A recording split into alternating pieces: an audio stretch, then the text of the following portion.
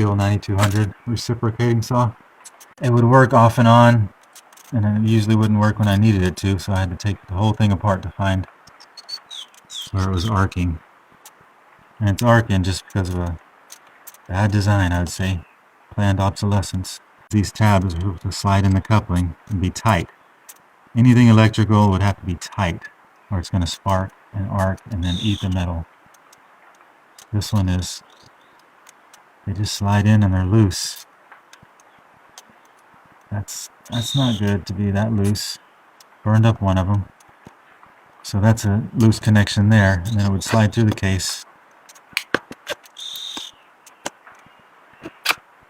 Come through the top there, and then it's connected to the brush by another connector.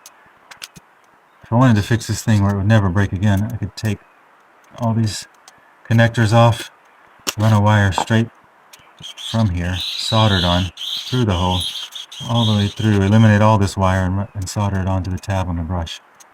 And it wouldn't break again. So there's millions of tools broken in people's toolbox or garage. It would take this simple fix.